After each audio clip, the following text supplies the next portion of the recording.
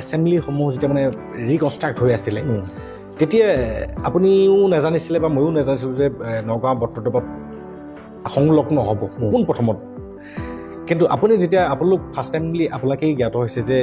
নগাঁও সমষ্টিতে এতিয়া বটদ্ৰৱাটো সংলগ্ন হ'বলৈ গৈ আছে যেদিনা আপুনি গম পাইছিলে যে নগাঁও বটদ্ৰৱা সংলগ্ন হৈছে সেইদিনা আপোনাৰ বটদ্ৰৱাখন আপোনাৰ মানে এলেকাত অহা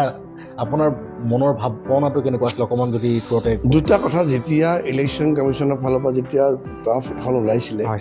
পিছত কিবা ৰাইজৰ যদি অবজেকশ্যন থাকে এইটো দিবৰ কাৰণে তেতিয়া মোৰ এফালে ভাল এফালে বেয়া নিশ্চিত প্ৰতিক্ৰিয়া ভালটো লাগিলে আপুনি কোৱাৰ ধৰণে বটদ্ৰৱা থানখনত আমি সেৱা কৰিবৰ কাৰণে সুযোগ পালোঁ থানখন যেতিয়া হয় মোৰ আপোনাৰ সদায় জানে আপোনালোকে ৰাইজেও জানে মই কাম কৰা মানুহ মই কাম কৰি ভাল পাওঁ আৰু ৰাইজৰ মাজত থাকোঁ